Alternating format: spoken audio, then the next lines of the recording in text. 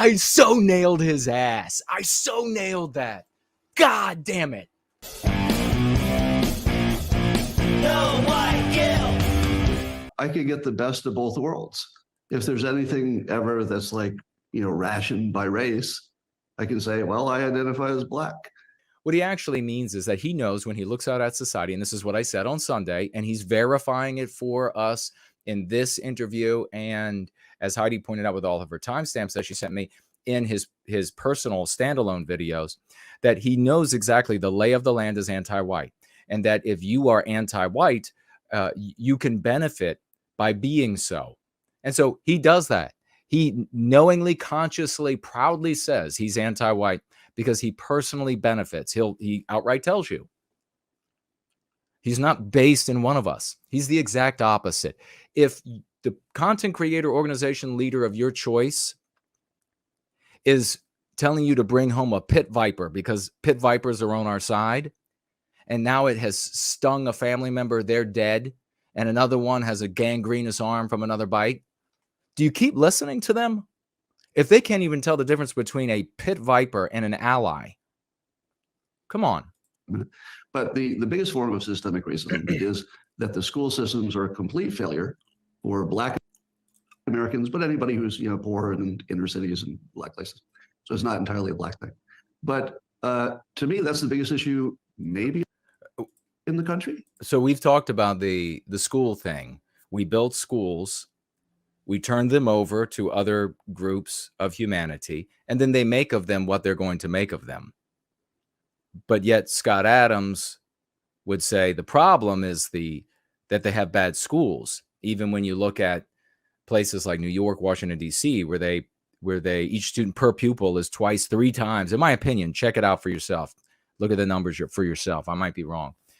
Per pupil than other schools across the country where there is no violence, where there are Western norms.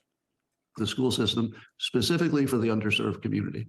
So that underserved community is another name for Blacks or non-whites in general.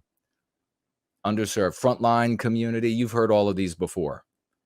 It's just another way. It's like calling them minorities.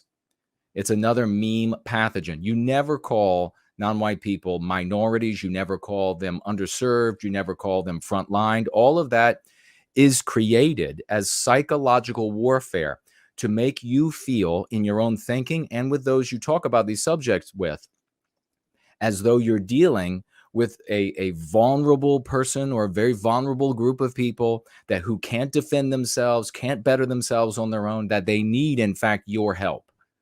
And why is Scott Adams helping them? He's not helping. I mean, this guy is, I don't know if he lacks the filter to lie a little bit better, but he's outright telling you, or folks that can hear, that he does this because it benefits him. He helps the Black race because in an anti-white environment, that will make him look good. That will get him more jobs. And he'll say so in just a moment. You know who I'd much rather have? Hotep Jesus as my neighbor, because I think Hotep Jesus, when he plots and he wants to carry something out against you, it's going to be much clearer. This one over here on the left, he'll cut your throat while you're sleeping. Well, I think the argument that's doomed to fail, or it might make things worse if it succeeded, is we're going to transfer money from people who don't think they owe it to people who think you do. Like any situation like that's just, you want to avoid. Yeah. So I thought that there would be a clever way to get people who don't owe anything robbed to people who don't deserve anything on the basis of that claim. At least they deserve what they work for in the world, etc.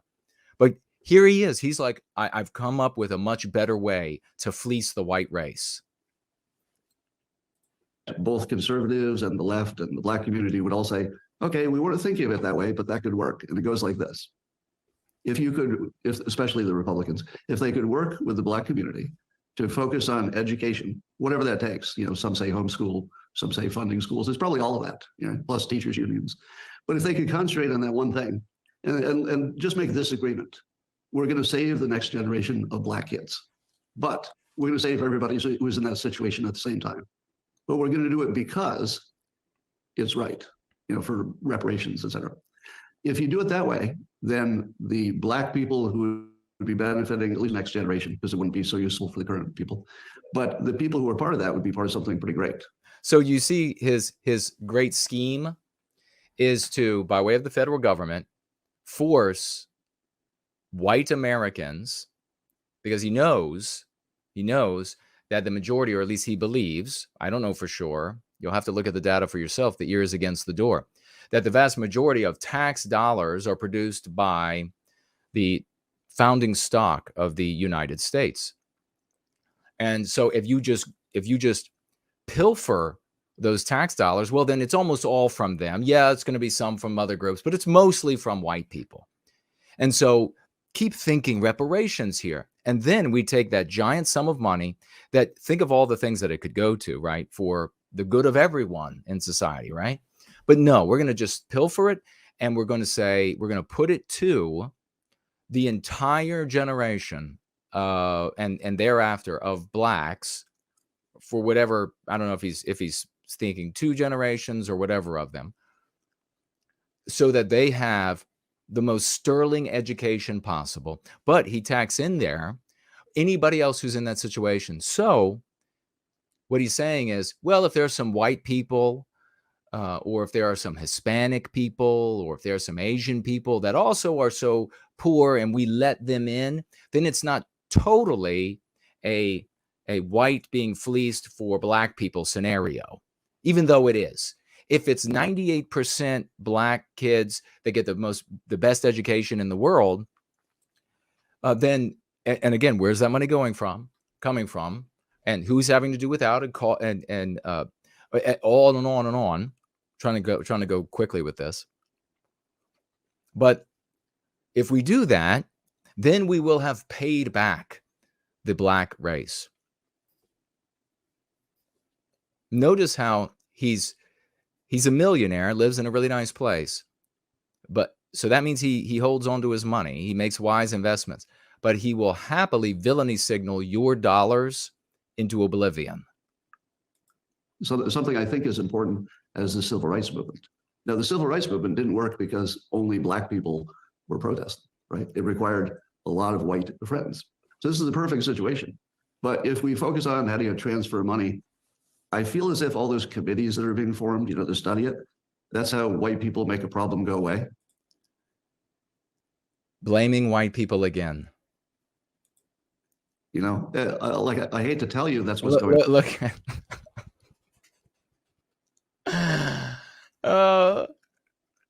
Look at the Hotep Jesus. He's like, yep, you got it.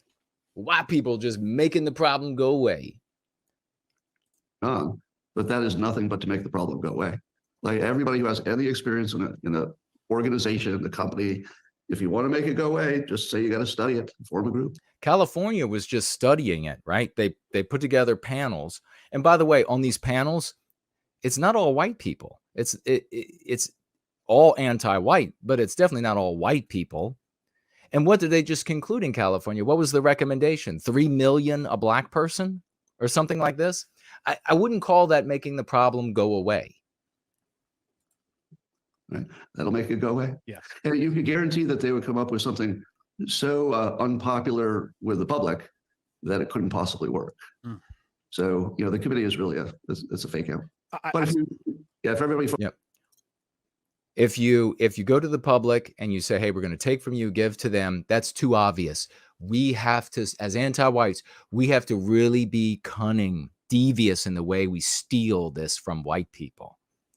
That's what this guy's saying. Long-term perspective, I don't want money. I want tax exemption for a really long time. That's what I would personally ask for. What? I missed that. Tax exemption is money, dipshit. Wait, tax exemption.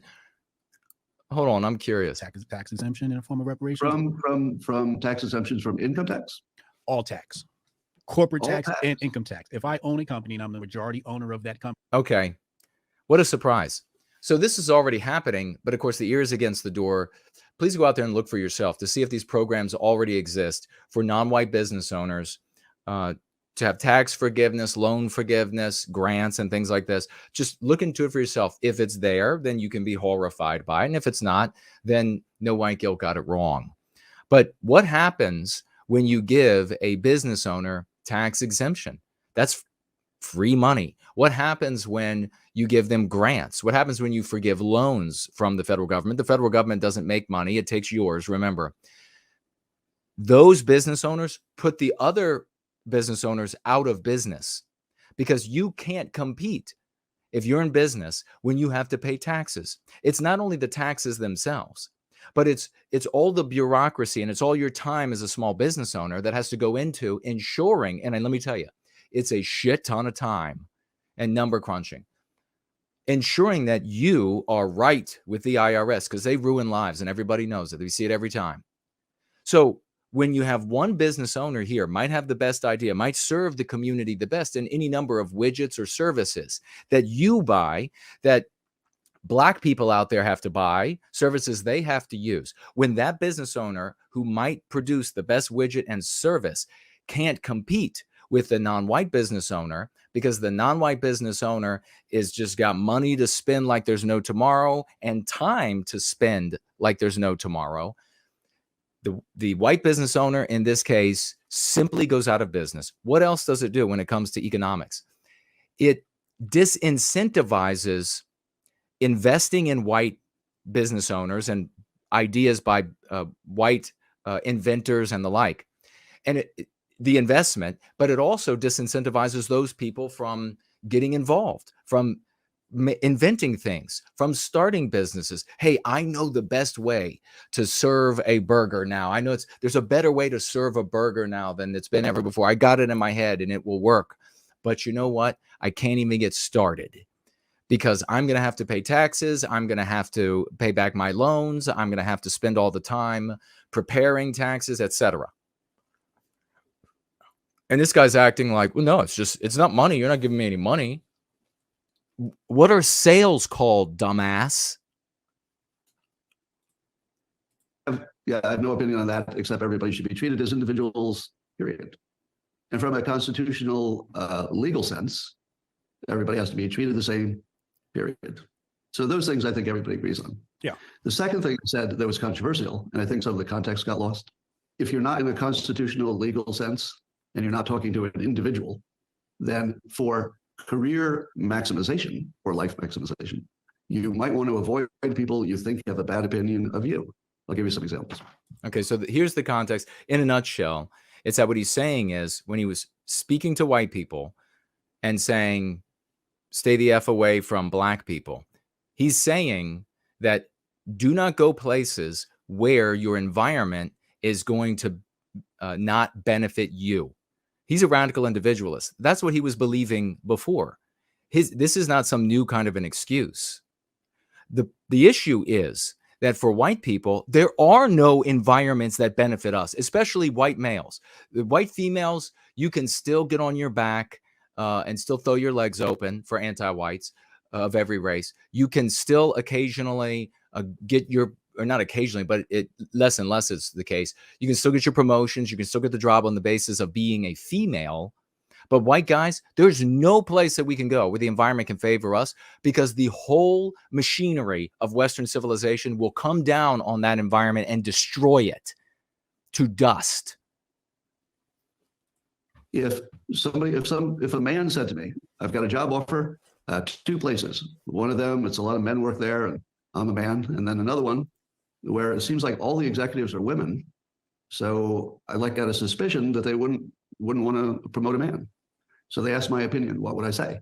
I say, well, you don't know what all those women think. And certainly you shouldn't judge all of the women at this company by that pattern. But if your intuition is that they might not favor you as much as this other company, I would go where the discrimination worked in my favor. So where does discrimination work in your favor for a white man? Scott Adams is a very bright guy. He's been giving his opinion through his comic strip and his philanthropy for decades. He's been online sharing his opinions, many, who knows how many thousands and thousands of hours of sharing his opinion. And not once, as far as I know, because it would have been front page news, bigger than this. Has he said that, hey, there's no environment where white guys are favored? None. He doesn't care. He's not trying to remedy black people. He's not trying, he hates white people. Clearly, he hates us. But he's not trying to really help black people. He's just trying to help Scott Adams as an anti-white, rabid individualist. Here's another example. If a young black person came to me and said, give me some life advice, I would say, don't go where you have the lowest risk, the lowest chance of succeeding. Go where you have the best chance.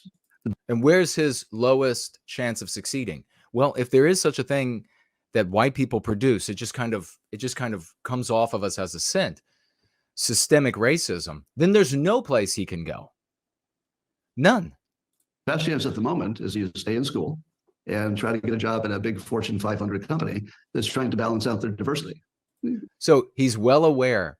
Can you believe when you actually witness an anti-white person, and in this case, it's a white anti-white, and you hear them actually flatly, openly, blatantly talking about, hey, go the places where you're going to get benefited because they're discriminating against white people. He doesn't have to worry about it because he's got the money to get away from it. But just go out there where they're actively discriminating against white people. He just said that. A very good goal. But that would put you at the top of the list, and you would automatically be, above all the white people applying for the same job if you have, similar qualifications. In the real world, people tend to have similar qualifications. I think people imagine that you can really tell who the good employee is going to be. Like, if you've ever hired, you can't do that. Nobody really knows. So what he did just there is he revealed that he has this thought and argument about how discriminating against white people is okay, because basically everybody in the real world has the same training, the same ability. And so since you can't know if that white guy who has maybe the higher test scores and who has the more history working in that field, or maybe has awards in the field, you can't really know whether or not he's going to be better. So hiring the non-white person instead, you got just as good of a chance. Anyway, so that would be an example where a black person should go where they have the biggest career advantage, which is, they would be discriminated everywhere. If you were a black man and asked me for advice, and you said, should I go work for a company in Cleveland, or go somewhere where, not Cleveland, I guess, where there's a higher white percentage, which would be your competitive advantage? If you go to everywhere, you have a competitive advantage. It doesn't matter how white, the more white a company is, the more likely, if you're non-white, to be hired there to satisfy the diversity quotas so that the state government doesn't come after you. More importantly, the people within the own company who are functioning within an anti-white narrative, with an anti-white morality that sees it as immoral to not hire the non-white guy, even if he doesn't have the same test scores and history and background, etc., in the field. There's nowhere, but he's grasping here for where might it not behoove a black person to go and try to apply for a job. It's nonsense. Cleveland is 53% black, the city is. So let's say you work for a company in Cleveland, presumably you would be competing against a lot of other black people with similar qualifications. But if you go to another place where there are fewer black people applying for the same jobs, you go to the top of the white pile automatically, because diversity is something every company wants, and they should. I'm in favor of this. Oh, so he's just saying it's what every company wants, and they should want it. The should want it is the anti-white morality. The law of the land would state, if read plainly, in the absence of these anti-white laws that have been passed, specifically affirmative action, the law states plainly that you can't discriminate on the basis of race, etc. But what overrules the law and the rules every time? The moral imperative. In this case, it's the anti-white moral imperative. Would it be reasonable for somebody to say, wait, there's this group of people, I don't have any problem with any individual, and I don't want to change the Constitution, right? Everybody's got to be treated equally. But it's a little bit smarter for me to stay away from a group who has been brainwashed to dislike me exactly. Like me exactly. So he's sour. over being a rabid individualist, anti-white, his whole life. And now some of what he's created is negatively affecting him. I wonder what it is in his personal life. I wonder what he's really angry about. I wonder how he's being undermined because he's white. Exactly. I'm a rich white guy in America. I'm very much right in the center of those crosshairs. Anti-white white people, they don't have it as good as they used to. They really don't have it as good as they used to. They really used to be, and you can look to like Bill and Hillary Clinton. They're like a great example of white people who think that they're going to have 300-foot, 500-foot statues made to them by non-white people. And they're just going to pray to them and worship them for all that they did for them, aggrandize them into eternity. Well, that's not how it works. Nobody ever builds, and you can look at this when it comes to the United States or any other Western country. You can look at these individuals, white people, who are actively anti-white, vehemently anti-white, like the Scott Adams is demonstrating here. And non-white anti-white people are going to view people like Scott Adams as traitors. They're not going to look at, they'll say, yeah, you're good, you're one of our allies, but they're going to view them as a traitor to the white people they're leaving behind, a traitor to the country that the founding stock created, the civilization that same group of Western people creates everywhere they go. They'll view them as a traitor. And statues are never made to traitors. The minimum is somebody needs to get in trouble by like moving the envelope. So here's what I want to say. In a world in which the narrative is that white people are the basis of the problem of not only past discrimination, but perpetuating ongoing systemic racism, there's only one outcome. Well, wait a second. Did he just prove me right about the tantrum? Holy, he just proved me right about it being a tantrum. He is in favor of the narrative that there exists such a thing as systemic racism that white people perpetuate. Now he is revealing that, hey, I had to say this. I just start a conversation about this problem of saying that there's systemic racism that white people perpetuate. That is a admission to the fact that he is personally having trouble, maybe in business, maybe his audience numbers, maybe whatever. God. For that, which is white people are going to want to get away from that.